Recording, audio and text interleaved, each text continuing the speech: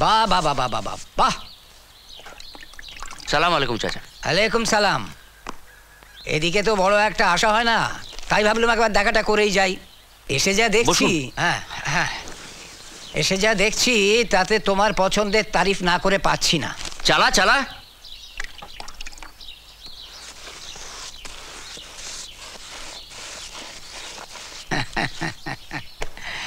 কাজ করিয়ে নিতে যেন দেখছি, হ্যাঁ তা তো জানবেই।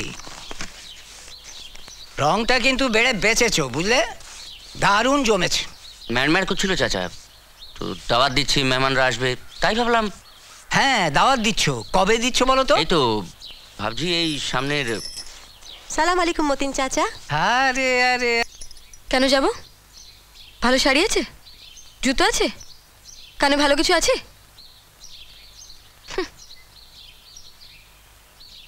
কিছু নেই, এমনি চলে যাব। কি চাই দেখাচ্ছে দেখো।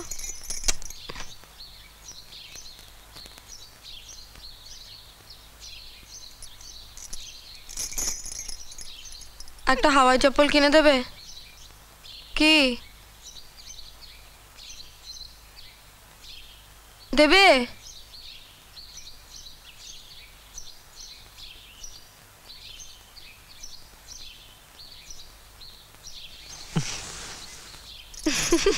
যাবি তো?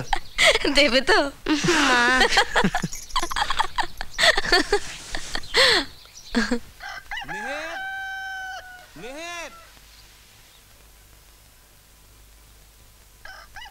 মেহের, সখিনা, এই মেহের, সখিনা।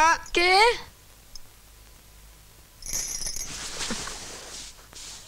এক কাপড়ে বেরিয়ে পড়েছে সখিনা পাশের গ্রামের গফুর চাচার সঙ্গে। রাত থেকেই তার বড় মেয়ের প্রসব ব্যথা শুরু হয়েছে। ছেলে ধরার কাজে সখিনার জুড়িয়ে তল্লাটে কেউ নেই।